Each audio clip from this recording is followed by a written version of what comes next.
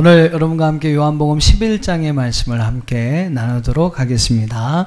나는 부활이요 생명이니 라는 말씀의 제목을 가지고 요한복음 11장의 말씀을 함께 나누겠습니다. 오늘 이 말씀이 저와 여러분이 우리 하나님께서 우리에게 주시는 하나님의 귀한 말씀 되기를 주님의 이름으로 축원합니다. 자, 요한복음 11장은요, 이제 예수님의 공생의 사역에 하나의 최고의 절정을 이루는 하나의 사건을 우리에게 소개하고 있습니다. 그 사건이 여러분 무엇이냐면 바로 죽었던 나사로, 그것도 죽은 지 나흘이나 지났던 나사로가 다시 살아나게 되는 아주 놀라운 기적의 사건들이 요한복음 11장의 말씀 속에 나오고 있어요. 자, 제가 예전에 여러분에게 요한복음에 나오는 7가지 기적, 7가지 표적에 관한 말씀을 여러분에게 드렸습니다. 예. 안 드린 것처럼 저를 쳐다보시는데 꼭 드렸어요. 예, 요한복음 8장인가를 말씀을 드릴 때, 요한복음 8장의 말씀을 나눌 때 7가지 요한복음에 나와 있는 7가지 표적, 또 이 7가지 예수님의 자기 계시에 관한 그러한 말씀을 우리가 함께 나누었습니다. 조금 생각나시죠? 예, 이제 조금씩 내 생각나실 거예요. 자, 요한복음 전반부 1장부터 12장까지의 말씀에는 7가지의 표적이 나옵니다. 한번 여러분 화면을 통해서 지금 이렇게 보여드리고 있는데 7가지 표적. 2장에는 바로 예수님이 행하신 첫 번째 표적이라고 하죠. 갈릴리 혼인잔치에서 물이 포도주로 바뀐 기적. 또 4장에 보면 이제 왕의 신하의 아들을 치유하시는 기적. 그 한 사람의 믿음만, 아버지의 믿음만으로 이제 하나님께서, 예수님께서 그 신하의 아들을 치료하시는 사건이 나옵니다. 자, 한번 여러분 그동안 이렇게 들으셨던 내용들을 한번 머리에 이렇게 한번 기억해 보세요. 또 요한복음 5장에 보면 무려 38년 된 병자, 그렇죠? 38년 된 병자를 치유하시는 기적을 행하십니다. 또 요한복음 6장에 보면 오병이어, 즉 물고기 2마리, 떡 5개로 5,000명을 먹고도 12바구니를 남긴 기적의 사건들이 나오고 있어요. 또 9장에서는 어떤 이야기가 나오냐면 태어나면서부터 앞을 볼 수 없었던 이제 맹인이 예수님의 어떤 능력으로 치료받는 역사가, 실로암 못에 가서 눈을 씻고 고침받게 되는 사건을 기록하고 있습니다. 자, 그리고 이제 오늘 요한복음 11장에는요, 바로 이 죽었던 나사로가 다시 살아나는 기적이 일어나게 돼요. 뭐 중간에 이제 6가지의 표적들은 대부분 이제 다 그 의견이 일치합니다만, 학자들마다 의견이 일치합니다만, 한 가지 기적이 이제 좀 의견이 나눠진다고 말씀을 드렸어요. 그래서 어떤 사람들은 요한복음 2장 1절로 12절로 22절에 나오는 성전 정화 사건을 그 하나의 7번째 기적으로 이야기하고, 또 어떤 사람은 요한복음 6장 16절에 21절에 나오고 있는 예수님이 제자들을 이제 찾아서 무리를 걸어오신 그 사건을 또 하나의 기적으로 보는 사람들이 있습니다. 아무튼 뭐 여러 가지 의견이 있습니다만 이렇게 보통 7가지의 표적을 이야기했죠. 그 예수님은 바로 이 7가지 표적을 통해서 예수님이 어떤 분이신지를 우리에게 알려주셨습니다. 그리고 예수님이 바로 구약에서 예언한 메시아요 그리스도라는 사실을 알려줬고, 또 그 예수님을 통해서만 생명을 얻을 수 있다는 사실을 분명히 말씀해 주셨어요. 여러분, 우리가 그동안 배워온 말씀들이 그런 거 아닙니까? 예수님 분명히 그분의 어떠한 행하신 표적을 통해서 우리에게 말씀하십니다. 나를 믿어라. 나를 믿고 따르면 너희가 생명을 얻을 것이니라. 나를 믿는 자는 영생을 얻고 심판에 이르지 않고 사망에서 생명으로 옮겨질 것이다. 나는 생명의 떡이다. 내게 오는 자는 결코 줄이지도 목마르지도 아니하실 것이다. 내 살을 먹고 내 피를 마시는 자는 이미 영생을 가졌고 마지막 날에 내가 그를 다시 살릴 것이다. 나는 세상의 빛이다. 나를 따르는 자는 어두움 가운데 다니지 아니하고 생명의 빛을 얻으리라. 우리 지난 시간에는 이제 목자에 관한 말씀 배웠죠. 요한복음 10장에서는 나는 선한 목자다. 내 음성을 듣고 나를 따르면 너에게 영생을 줄 것이다. 영원히 멸망하지 아니할 것이고 그들을 내 손에서 빼앗기지 아니하게 할 것이다. 할렐루야. 그러니까 여러분, 지금까지 우리가 함께 나누었던 말씀이에요. 이제 여러분, 예수님께서는 이런 여러 가지 표적을 통해서 그분이 바로 그리스도이심을, 또한 우리에게 생명, 영원한 생명을 주시기 위해 이 땅에 오신 분임을 분명하게 말씀했습니다. 이제 여러분, 이러한 모든 표적들 가운데 최고 절정의 표적이라고 하는 이 요한복음 11장에 나타난 이 표적을 통해서 예수님은 또 한 가지 사실을 우리에게 분명하게 말씀하고 있어요. 그 여러분 예수님 말씀하시는 내용이 무엇입니까? 오늘 본문 25절, 26절을 한번 봐보세요. 자, 25절, 26절 같이 한번 읽어보겠습니다. 시작. 예수께서 이르시되 나는 부활이요 생명이니 나를 믿는 자는 죽어도 살겠고 무릇 살아서 나를 믿는 자는 영원히 죽지 아니하리니 이것을 내가 믿느냐. 나는 부활이다. 나는 생명이다. 나를 믿는 자는 죽어도 살겠고 무릇 살아서 나를 믿는 자는 영원히 죽지 아니하리라. 할렐루야. 내가 이것을 믿느냐라고 묻습니다.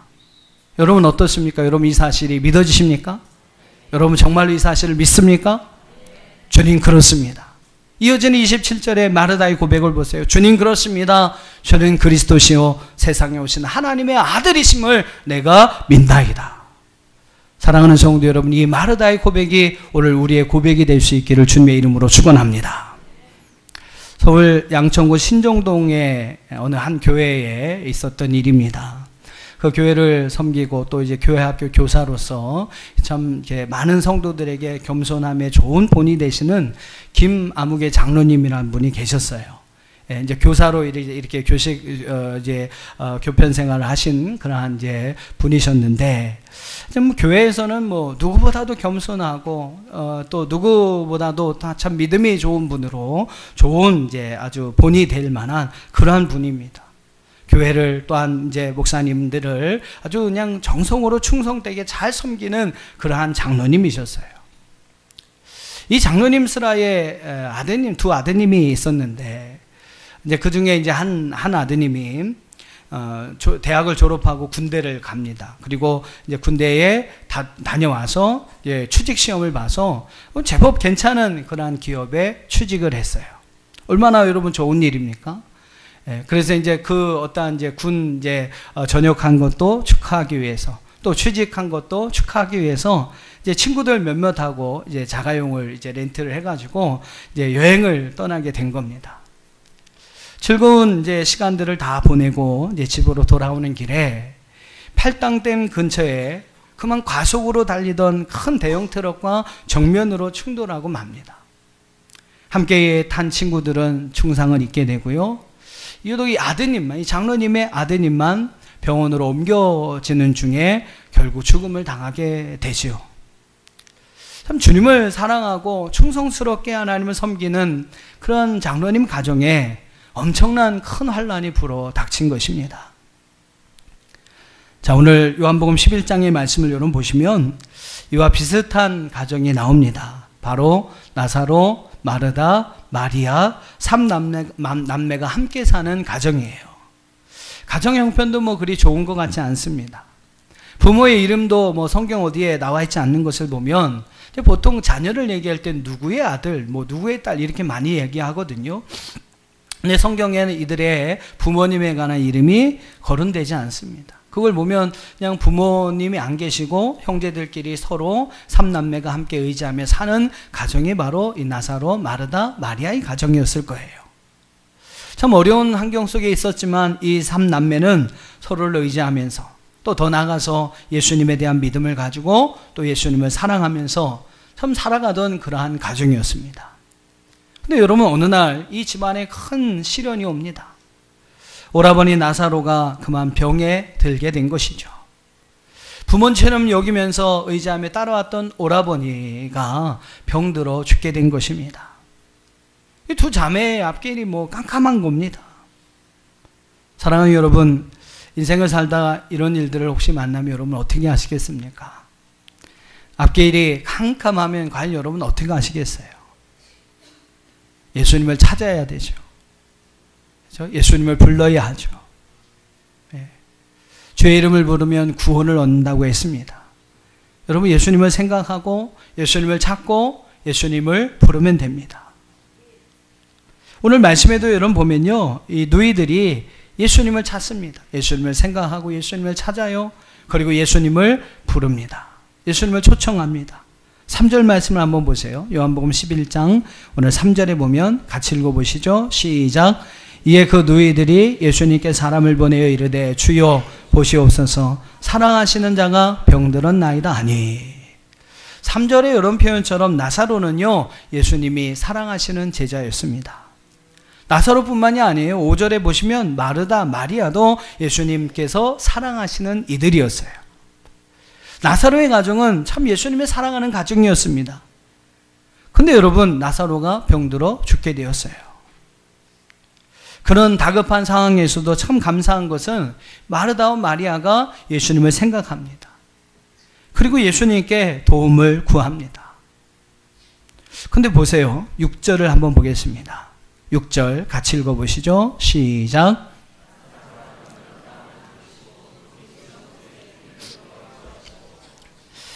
이해할 수 없는 예수님의 행보가 나타납니다. 6절에 보면 참 그 사랑하는 나사로의 가정에, 마르다와 마리아의 가정에 큰 어려움이 생겼는데 지금 1분 1초가 다급한 아주 절박한 상황이거든요.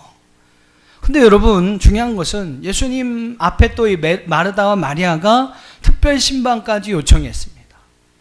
그러면 예수님은 그냥 빨리 달려가야죠. 그죠? 나사로의 가정이 빨리 달려가야 될 것입니다.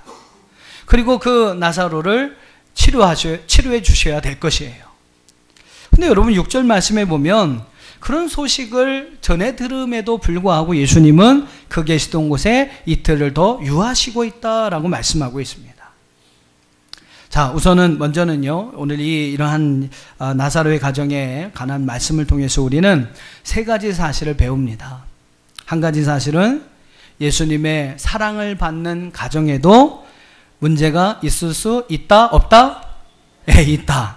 환난이나 어려움이 닥쳐올 수 있다, 없다? 있다, 없다? 있다, 있다. 또 두 번째, 예수님의 사랑을 받는 사람도 병에 걸릴 수 있다, 없다? 있다. 예수님을 사랑하는 사람도 시험에 올 수 있다, 환난이나 어려움이 닥쳐올 수 있다, 없다? 있다. 세 번째, 고쳐달라고 부르짖는데도 예수님은 즉시로 고쳐주지 않는 경우가 있다, 없다? 있다. 막 부르짖어 기도하는데도 하나님이 막 속히 응답해 주지 않는 경우가 있다라는 거예요. 있다. 예수님의 사랑받는 사람도, 예수님의 사랑하시는 가정도 환난이나 어려움들을 당할 수 있다. 여러 가지 삶의 문제들을 만날 수 있다. 원치 않는 일을 경험할 수 있다. 만날 수 있다. 원치 않는 질병들이나 사건이나 문제들을 만날 수도 있다. 하지만 여러분, 그렇다고 그것이 끝이냐라는 거예요. 여러분, 그렇다고 그것이 끝입니까? 아니라는 것을 오늘 요한복음 11장은 우리에게 말씀합니다. 자, 이번에 저희가 9월에 울릉도 그 사동교회의 그 피해 복구비를 이제 우리가 주일원금을 통해서 함께 모았습니다. 거의 뭐 300만 원이 넘는 그 이렇게 헌금이 모아졌어요. 그래서 저는 그걸 보면 참 감사했어요. 우리 남천한 교회가 저력이 있구나. 우리 성도님들 멋있구나. 여러분, 멋있는 분들이십니다. 참 멋있구나. 그런 생각을 했어요. 그래도 주일원금만 저희가 모았는데 300만 원이 넘는 금액이 모인다는 것은 작은 게 아니거든요. 근데 그 사동교회 일들을 한번 제가 생각을 해보았습니다. 아마 세상에 많은 사람들, 특별히 교회를 비난하는 사람들은 그렇게 말했을 거예요. 어떻게 교회가 그런 어려움을 당할 수 있어. 그죠? 교회는 하나님이 지켜주셨을 텐데. 아무리 큰 폭풍이 오고 피해가 와도 교회만은, 하나님이 계시는 교회라면 교회만은 하나님이 지켜주셔야 될 텐데. 어떻게 하나님이 계신다고 하는 교회가 그런 일을 당할 수 있어? 하지만 여러분, 얼마든지 그런 일들을 당할 수 있습니다. 근데 그것이 끝이 아니에요. 인터넷상에서 제가 그 사동교회에 관한 여러 가지 기사들을 한번 이렇게 찾아보았습니다. 그러면서 여러분, 제가 느낀 것은, 이 교회가 복받은 교회구나. 목사님, 뭐, 그렇게 피해를, 이렇게 산사태가 나고, 막 폭우가 와서 그 피해를 받아서, 거의 교회고, 목사님 사택이고, 다시 지어야 할 그런 형편에 있는 교회인데, 무슨 그 교회가 복받은 교회입니까? 이렇게 이야기하실 수 있겠지만, 제가 느낀 건 그래요. 왜 그럴까요? 우선은 여러분, 저희 교회가 그 교회를 생각하며 이 대한민국에 엄청나게 많은 교회가 있는데 9월 한 달 동안 여러분들이 그 교회를 기억하며 함께 기도해 주셨어요. 또 이렇게 작은 정성이지만 우리가 함께 그 정성을, 그 교회를 생각하며 모았습니다. 뭐 CTS, CBS, 뭐 여러 기독교 방송에서 그 교회를 보도했어요. 그리고 많은 사람들의 어떤 도움의 손길들이 모아졌습니다. 침례교회 그 총회가 이 9월 중에 있었다는데 그 교회가 이제 침례교회에 속한 교회였는데 이 교단 총회에서 거기 뭐 전국 각지에서 모여든 목사님들이 여러분 그 교회가 그 교회를 생각하며 함께 기도했답니다. 그리고 여러분 그 교회를 위해서 정성을 모아서 헌금을 전달하는 그러한 모습들도 있었어요. 인터넷 여러분 기사의 그 댓글마다 보면 그 교회 사동교회를 위해서 기도하고 응원하는 많은 사람들의 댓글로 이야기로 가득했습니다. 비록 여러분 비로 인하여 당하는 피해는 있었겠습니다만 제 생각에는요 그 교회는 그 이상으로 더 많은 사랑과 은혜를 입었다고 생각합니다. 얼마든지 여러분 저는 그 전보다 더 멋지고 아름다운 교회를 세울 수 있을 거라고 저는 믿고 확신합니다. 고난과 어려움은요 여러분 끝이 아니에요. 거기에는 하나님의 새로운 뜻이 숨겨져 있습니다. 왜 나사로, 마르다, 마리아의 가정에 이런 어려운 문제가 생겼습니까? 왜 나사로가 병들어 죽게 되었습니까? 왜 예수님은 특별신방 요청을 받고 단숨에 달려가 나사로를 고쳐주시지 않고 그곳에 이틀이나 더 유하면서 이 문제를 더 크게 만드셨느냐라는 거예요. 여러분 왜 그렇습니까? 그 가정을 사랑하지 않기 때문에 그런 것은 아닙니다. 그 모든 사건이 일어나게 되는 데는 하나님의 숨겨진 뜻, 비밀이 있었습니다. 오늘 요한복음 11장의 말씀을 읽어보시면 한 3가지 이유를 찾아볼 수가 있습니다. 자, 첫 번째 이유. 첫 번째 이유는 너희를 위하여 바로 너희로 믿게 하려고 라고 말씀하고 있어요. 마르다, 마리아, 더 나가서 나사로로 하여금 그들을 위하여 또한 그들로 하여금 예수님이 진정한 그리스도 하나님의 아들이라는 사실을 믿게 하려고 주님이 이 모든 사건들을 만들어 가셨다라는 겁니다. 자, 15절을 한번 읽어보겠습니다. 오늘 본문의 말씀 요한복음 11장 15절 같이 읽습니다. 시작.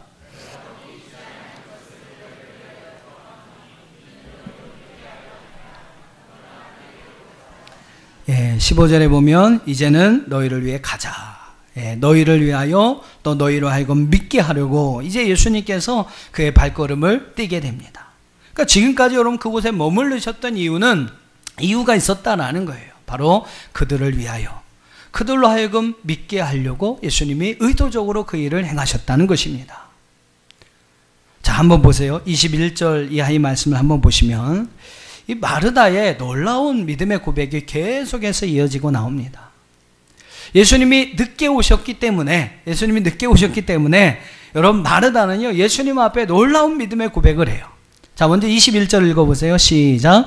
마르다가 예수께 여짜오되 주께서 여기 계셨더라면 내 오라버니가 죽지 아니하였겠나이다. 22절. 그러나 나는 이제라도 주께서 무엇이든지 하나님께 구하시는 것을 하나님이 주실 줄을 아나이다.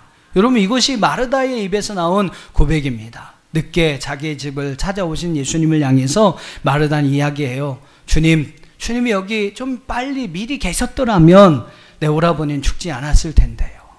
그 믿음의 고백도 대단합니다. 근데 22절에 보면 그러나 나는 이제라도 주님께서 무엇이든지 하나님께 구하시는 것이 있다면 하나님께서 들어주실 것을 믿습니다. 그게 여러분 마르다의 고백이었어요. 그리고 여러분 그 고백은 거기서 끝나지 않습니다. 마르다는요 내 오라버니가 다시 살아날 것이다 라는 예수님의 말씀에 24절에 이렇게 고백합니다. 24절 시작. 마르다가 이르되 마지막 날 부활 때에는 다시 살아날 줄을 내가 아나이다. 부활 신앙에 대한 고백이 여기서 나옵니다. 이 고백에 대해서 예수님께서 오늘 말씀을 하신 거죠. 나는 부활이요 생명이니 나를 믿는 자는 죽어도 살겠고 무릇 살아서 나를 믿는 자 영원히 죽지 아니하리라. 그리고 이것을 내가 믿느냐라고 물었을 때 마리아가 뭐라고 대답합니까? 27절 읽어보겠습니다. 시작. 이르되 주여 그러하외다. 주는 그리스도시요 세상에 오신 하나님의 아들이신 줄을 내가 믿나이다. 예수님의 수제자였던 베드로가 이 고백을 통해 예수님 앞에 놀라운 축복을 받지 않았습니까? 마태복음 16장 16절에 그 말씀이죠. 그 이후에 정말로 예수님 베드로에게 놀라운 축복을 주십니다. 근데 여러분, 그와 똑같은 고백이 바로 마르다의 입술을 통해서 오늘 27절 말씀에 나오고 있어요. 그럼 중요한 것은 마르다가 이렇게 고백할 수 있었던 이유가 무엇이었냐라는 거예요. 여러분, 예수님이 늦게 오셨기 때문입니다. 쉽게 말하면 그 가정에 예수님이 늦게 오심으로 문제가 생겼기 때문이에요. 오라버니 나사로가 죽었기 때문에 이런 고백이 어떻게 보면 가능했다는 것입니다. 예수님이 늦게 오셔서 나사로가 죽어서요, 그녀의 입에는 이런 고백이 흘러나올 수 있었어요. 예수님은요, 마르다를 위해서 늦게 오셨어요. 더 나아가서 이어진 말씀에 보면 마리아의 고백도 나오는데, 이 마리아를 위해서 예수님 늦게 오셨습니다. 더 나아가서는 나사로를 위해서 늦게 오신 거예요. 여러분 한번 생각해 보세요. 여러분이 죽었다가 다시 살아나는 그 체험을 했다고 생각해 보세요. 그럼 여러분 평생 하나님 믿고 따를 수 있지 않습니까? 아마 나 그만 믿고 나 그만 쫓아다니라. 그래도 여러분 끝까지 예수님 따라갈 수 있는 그런 믿음이 생겨날 거예요. 근데 나사로는 여러분 그런 은혜를 체험한 겁니다. 누구를 위해서? 그 문제를 겪고 있는 그들을 위해서 예수님이 이와 같은 일들을 행하고 계시는 겁니다. 한번 여러분 상상해 보세요. 성경은 이제 성경이 기록되지 않는 부분들을 우리가 한번 마음껏 상상할 수 있는 그러한 장점을 가지고 있어요. 한번 여러분 상상해 보세요. 지금 나사로가 죽어 있는 상황에서도 마르다가 이런 고백을 합니다. 근데 여러분, 그 죽었던 나사로가 죽은 지 나흘이나 지났던 무덤 속에 갇혀 있던 그 나사로가 다시 살아났을 때 여러분, 마리아가 어떤 고백을 했을까요? 마르다가 여러분 어떤 고백을 하나 예수님께 드렸겠습니까? 아마 최고의 믿음의 고백, 최고의 여러분 찬송을 그 예수님 앞에 드렸을 것입니다. 하나님께 영광을 돌렸을 것입니다. 바로 여러분, 예수님은 그들의 믿음을 위해, 그들을 믿게 하려고 오늘 이 모든 일들을 배열해 주셨다는 것입니다. 여러분, 문제는 문제로 끝나지 않습니다. 시험은 시험으로 끝나지 않아요. 시험을 치르면요, 실력이 향상됩니다. 환난과 어려움의 과정들을 잘 겪고 지혜롭게 그 과정들을 넘기면 믿음의 알통이라고 표현하는데, 믿음의 알통이 생깁니다. 우리 믿음의 성장을 경험하게 됩니다. 또 다른 유익이 우리에게 찾아옵니다. 할렐루야. 그래서 하나님은요, 고난도 유익이 되기 때문에 우리에게 주시는 거예요.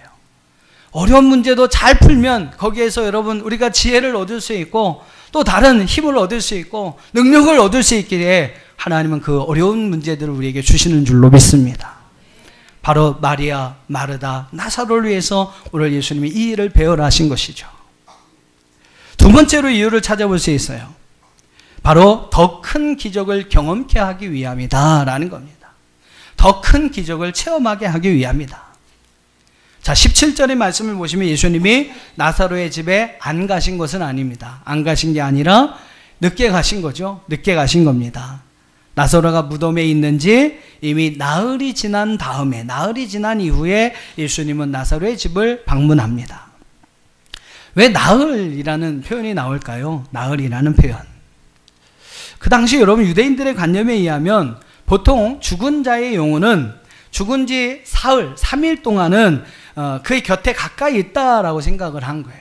그래서 3일 안에는 그 영혼이 다시 그 사람에게 이렇게 이런 식으로 어떻게 그들은 이제 생각인 것이죠. 그렇게 돼서 다시 그 생명으로 돌아올 수 있는 가능성이 있다라고 유대인들은 생각했다는 겁니다. 근데 나흘이 지나면 어떤 4일 이후가 되면 이제 생명으로 돌아올 소망이 전혀 없다라는 거예요. 전혀 없다라고 여겼다는 겁니다. 그러니까 여러분, 나흘이 지났다는 것은 무엇을 상징해요? 이제 나사로는 다시 살아날 가망은 전혀 없다라는 것을 상징하는 것입니다. 근데 여러분, 예수님은요, 그런 나사로를 다시 살리십니다. 사람들은 이제 틀렸다, 끝났다, 그래서 무덤에 가뒀던 그 나사로를요, 예수님은 다시 살려내셨습니다. 아마 여러분, 예수님께서 이틀을 유하지 아니하시고 그 신방 요청을 받았을 때 즉시로 달려가서 나사로를 치유했다면 어떨까요? 많은 사람들은 병들어 고생했던 그 나사로를 치유하신 예수님을 경험할 수 있었을 것입니다. 질병에 걸려도 예수님이 이렇게 치료할 수 있구나, 그것을 경험할 수 있었을 거예요.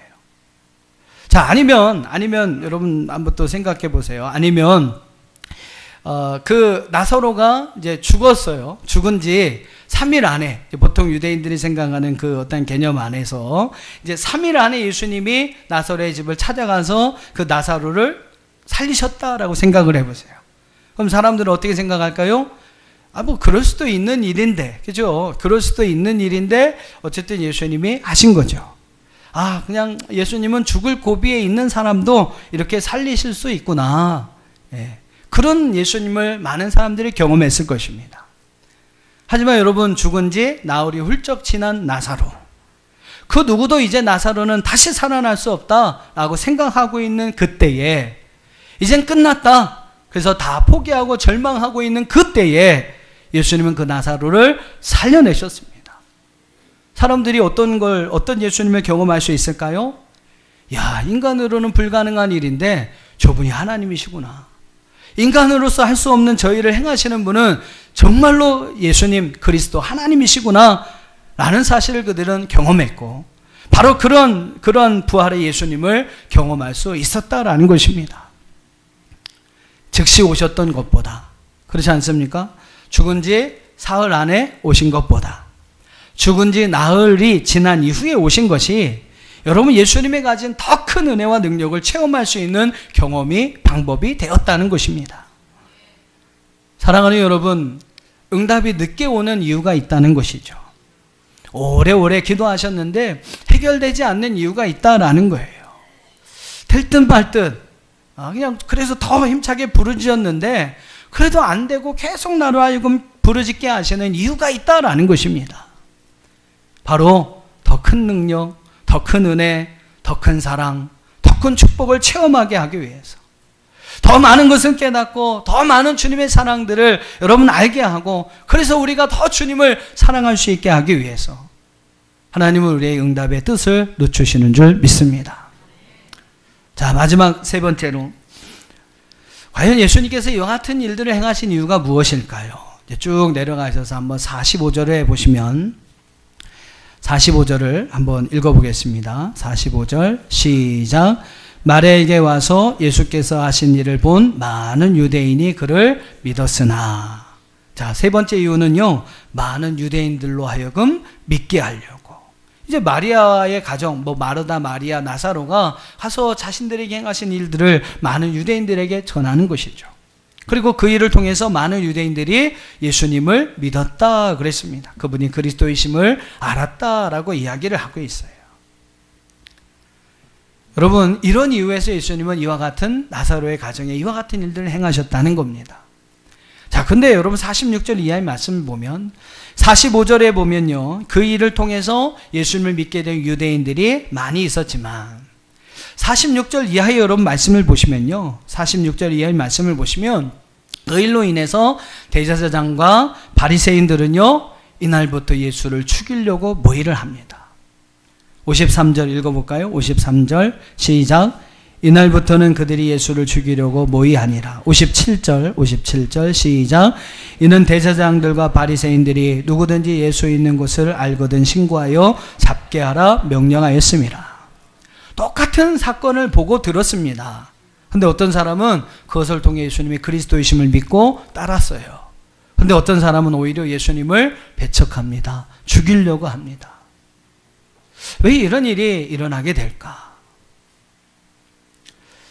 47절을 한번 봐보세요. 47절에 현장에 있는 사람들의 어떤 이야기를 들은 바리새인들은요, 이런 이야기를 합니다. 47절 읽어보시죠. 시작.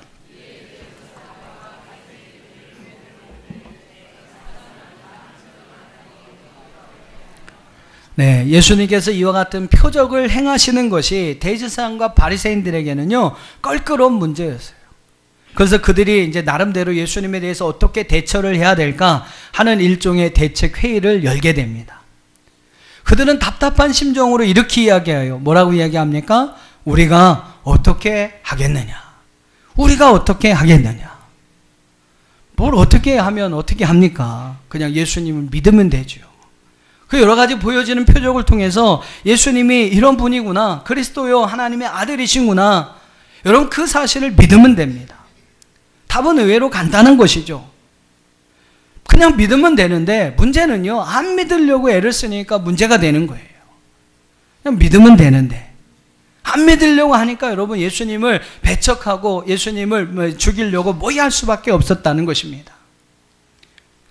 예수님의 생명의 주님이라는 사실을 믿으면 그것이 그 사람에게 복이 되는데, 예수님이 하나님의 아들 그리스도이심을 믿으면 그것이 우리에게 영원한 생명이 되는데, 예수님의 부활이요 예수님의 생명이라는 사실을 믿기만 하면 우리에게 영생의 은혜가 주어지는데, 믿으면 살고, 그렇죠? 믿으면 살고 죽어도 영원히 죽지 않은 그런 놀라운 하나님의 은혜가 우리 가운데 있는데, 믿지 않으려고 하니까 염려, 근심, 걱정, 고민거리가 되는 것입니다. 우리의 삶도 여러분 마찬가지 아닐까요? 여러 가지 힘겹고 어려운 문제가 있을 때 어떻게 해야 할까? 어떻게 해야 할까? 우리는 고민하고 걱정하고 염려합니다. 어떻게 하면 돼요? 믿고 정말로 주님 꼭 붙잡고 기도하면 됩니다. 할렐루야. 여러분 예수님은 죽음이라는 인생의 문제도 해결하신 분이에요. 오늘 요한복음 11장이 그것을 상징합니다. 죽음은요 우리 인간을 가장 두렵게 하는 최고의 적이에요. 근데 그 예수님은 죽음도 정복하신, 죽은 자를 다시 살리시는 예수님이십니다. 예수님은 죽음이라는 우리 인생의 가장 큰 문제도 해결하신 분이다. 여러분 이러한 사실을 믿고 예수님께 모든 걸 맡기고 기도하면 되는 거예요. 간단한 겁니다. 믿고 맡기고 기도하면 됩니다. 또 여러분 이제 오늘 말씀에는 안 나오는 이야기지만 사도행전 2장에 보면 어떤 사건이 나오냐면요, 베드로가 성령의 충만함을 받고 담대하게 복음을 전합니다. 한번 보세요. 사도행전 2장 37절 화면 보시면서 같이 한번 읽어보겠습니다. 시작. 그들이 이 말을 듣고 마음에 찔려 베드로와 다른 사도들에게 물어 이르되 형제들아 우리가 어찌할꼬 하거늘. 복음을 들은 많은 사람들이 그 말씀을 듣고 이구동성으로 하는 말이 우리가 어찌할꼬 이야기합니다. 그때 여러분 베드로가 뭐라고 이야기합니까? 38절 이어지는 말씀 한번 읽어보세요. 시작. 베드로가 이르되 너희가 회개하여 각각 예수 그리스도의 이름으로 세례를 받고 제사함을 받으라. 그리하면 성령의 선물을 받으리니. 어찌할꼬? 어떻게 하면 됩니까? 회개하고 돌아서서 정말로 예수님을 향한 믿음 가지고 내가 예수님 때문에 죽고 삽니다. 여러분 그러한 결심 가지고 세례 받고 제사함 받으면 된다는 거예요. 여러분 어떻게 해야 합니까? 회개하면 되죠. 돌이키면 됩니다. 인생의 삶이 어렵고 힘겨운 문제가 올 때 십자가를 적용해 보는 거죠. 내가 혹시라도 하나님 뜻대로 살지 못한 것이 혹시 있지는 않은가? 내가 하나님이 기뻐하시고 하나님 원하신 뜻대로 살아야 할 인생이 그렇게 살지 못한 것이 혹시는 있지 않은가? 한번 여러분 우리의 가던 길을 돌아서 보는 것입니다. 여러분 인생, 내 살아온 길들을 한번 돌아보는 거죠. 그리고 여러분 마음에 찔리는 것이 있다면, 돌아서고 돌이켜야 할 것이 있다면 돌아서면 되는 것입니다. 회개하면 되는 것입니다. 죽음으로 가던 길이 여러분 생명으로 돌이키면 되는 거예요. 내 생각 내 뜻대로 고집하며 살아왔던 우리의 삶을 여러분 돌이켜서 이제는 하나님의 생명의 말씀을 따라 살기로 결단하면 되는 것입니다. 불순종을 여러분 순종의 믿음으로 바꾸고요, 신앙 불신앙을 참된 믿음과 신앙의 삶으로 바꾸고 돌이키면 되는 거예요. 미움의 길을 여러분 돌이켜서 사랑의 길로 바꾸면 되는 겁니다. 원한의 길에서 여러분 돌아서서 용서의 길로 돌아서면 해결되는 거예요. 세상을 향해, 세상의 것을 향해 나갔던 우리의 길을, 우리의 마음을 여러분 돌이켜 하나님의 나라, 하나님의 의를 위한 길로 돌아서기만 하면 되는 겁니다. 회개하고 돌아서면 되는 거예요. 대제사장과 바리새인들은 예수님을 믿지 못했습니다. 회개하지 못했습니다. 결국 그래서 그들은요 예수님을 죽이고자 모의했고 결국 스스로 멸망의 길에 빠져든 게 된 것이죠. 얼마나 여러분 어리석은 사람의 모습입니까? 믿고 따를 수 있기를 바랍니다. 믿고 기도하고 주님께 여러분 모든 것을 맡길 수 있기를 바랍니다. 회개하고 하나님 앞에 돌이킬 수 있기를 바랍니다. 그럼 하나님은 우리에게 생명의 길을 열어주시는 것입니다. 말씀을 정리하고 마치겠습니다. 예수님이 마르다와 마리아 자매의 그 요구에 따라서 즉시 여러분 나사로의 집에 달려오셨다면 과연 어떤 일이 일어났을까요? 마르다와 마리아는 그토록 아름다운 위대한 믿음의 고백, 신앙의 고백을 할 수 있는 기회조차 얻지 못했을 것입니다. 나사로는 오늘 말씀과 같은 이 놀라운 표적의 주인공이 될 수 없었을 것이죠. 더불어 많은 유대인들이 그 구원을 얻지 못했을 것입니다. 예수님을 믿지 못했을 것입니다. 사랑하는 성도 여러분, 나사로 가정에 어느 날 갑자기 찾아온 이 환난과 어려움은 괜히 찾아온 것이 아니었습니다. 하나님은요, 분명한 하나님의 뜻과 계획 속에 그 가정의 어려움의 문제들을 허락해 주신 것이죠. 우리는 문제지만 예수님에게는 또 다른 하나의 은혜의 방편인 줄 믿습니다. 그리고 그 환난은 환난으로 끝나지 않았어요. 환난은 하나님을 새롭게 체험하는 은혜가 되었습니다. 더 하나님의 더 큰 능력을 체험할 수 있는 은혜의 통로가 되었던 것이죠. 서두에 말씀드렸던 그 김 장로님 가정의 이후의 일이 여러분 궁금하지 않으십니까? 이후에 그 아드님의 장례식이 진행이 됐다고 합니다. 그 장례식을 다 마치고 이 장로님의 부인이 되시는 권사님께서 그 장례식에 함께 참여한 그 교회 청년들 아니면 그 친구들을 이렇게 보면서 그런 말씀을 하셨대요. 자주 놀러와라. 이제는 너희 모두가 다 내 아들이다. 이제는 너희 모두가 다 내 아들이다. 그리고 김 장로님 그 가정은 그 주일에 감사 헌금을 드리며 봉투에 이렇게 적으셨다고 합니다. 아들 하나를 잃고 만인의 아들을 허락해 주심을 감사합니다.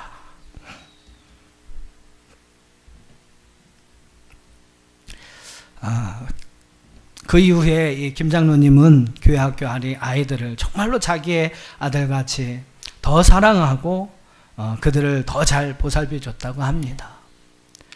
그러니까 그 사랑을 잊지 못하고요, 명절이나 그 장로님의 어떤 그 가정의 생일이, 권사님의 생일이 되면 전국 곳곳에서 그 장로님을 아버지같이 생각하는 그 교회 출신의 교회 학교 학생들이 이 장로님을 찾아오고 있다고 합니다. 자신의 어떤 아들을 잃어버린 슬픔을 말할 수 없는 슬픔이겠죠. 그러나 하나님은 그 슬픔을 통해서 하나님의 많은 것을 깨닫게 하셨고 오히려 더 많은 것을 얻게 만들어 주셨다는 것이죠. 사랑하는 여러분, 고난에는 반드시 뜻이 있습니다. 어려운 일이 있으신가요? 문제가 있습니까? 기도해도 해결받지 못한 일들이 있으신가요? 하나님 때로는 우리에게 그것도 은혜의 방편이 될 수 있도록 우리에게 필요하시기 때문에 우리에게 주신 하나님의 은혜인 것을 믿으셨으면 좋겠습니다. 그리고 이 믿음 가지시고 정말로 하나님이 주신 모든 것에 감사함으로 살아갈 수 있는 저와 여러분 되기를 주님의 이름으로 축원합니다. 기도하겠습니다.